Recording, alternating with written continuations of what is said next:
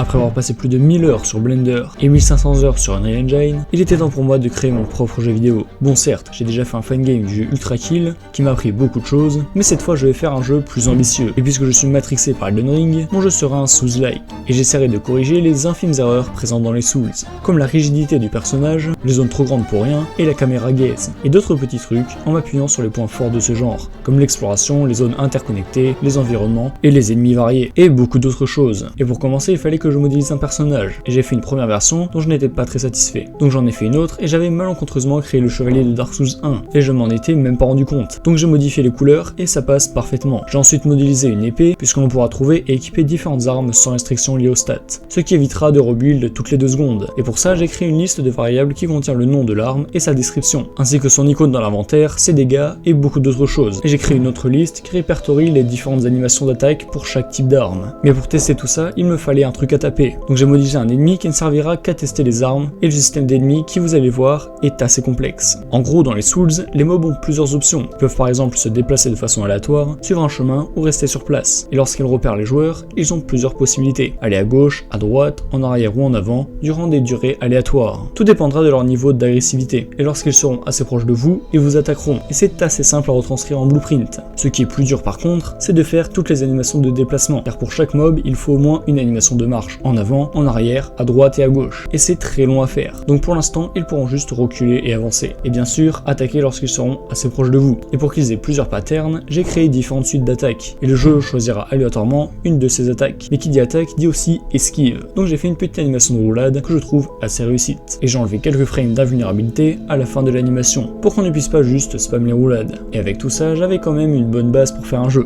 Mais il me fallait un environnement. Donc j'ai modélisé quelques rochers, un arbre et des ruines. Et j'ai dessiné une texture d'herbe et de feuilles pour les arbres. Et j'ai ensuite appliqué un effet de distorsion sur la texture pour simuler le vent et rendre le truc un peu moins rigide. Et une fois tout mélangé, voici le résultat. Je trouve que ça rend vraiment bien. Et j'ai aussi rajouté un pont qui mène à un château. Ouais, peut-être que je modélisais un peu plus que des rochers. Sauf que vous allez me dire, ouais mais que fout ce château ici? En gros, la première zone appartient au seigneur Artaros, un guerrier qui fait s'abattre la foudre et empêche quiconque de rentrer ou de sortir de ses terres. Et pour avancer dans l'aventure, il faudra l'éliminer. Et lui aussi, il m'a demandé pas mal de travail. Déjà pour le modéliser, c'était assez long. Mais les animations, c'est ce qui m'a pris le plus de temps, comme souvent d'ailleurs. Mais j'adore le résultat. Et bien sûr, il se trouvera au sommet du château. Et cette première partie du jeu servira de tuto pour introduire les concepts de base, comme l'exploration, le fait qu'il y ait souvent plusieurs chemins à emprunter et plein d'autres choses. Mais revenons au système d'armes du jeu, car j'ai rajouté 2-3 petites choses. Déjà, si on tient 2 armes du même type, on pourra faire des attaques avec les 2 armes en même temps. Et pour infliger des dégâts, il suffit de tracer des collisions qui vont d'un bout à l'autre de l'arme. Et si elles touchent quelque chose, elles infligeront des dégâts. Mais les épées, c'est trop classique, donc j'ai rajouté un sceptre qui fera apparaître une lame de feu et qui balayera une large zone devant le joueur. Et vu que j'en avais marre de faire des animations, j'ai fait de nouveaux ennemis, qui seront les principaux ennemis qui peupleront le château et protégeront leur seigneur, ainsi que la grande bibliothèque présente dans la tour principale du château. Et pour meubler cette bibliothèque, il me fallait du mobilier, donc j'ai fait différentes piles de livres et des tables qui ont la particularité de se casser quand on roule dedans. Et croyez-moi, c'était bien chiant à coder. Et si vous cassez toutes les piles de livres, vous pouvez vite foutre le bordel. Et je trouve ça ultra marrant. Vous pouvez aussi trouver des sages qui étudient différents sortilèges, et qui n'ont pas très envie d'être dérangés.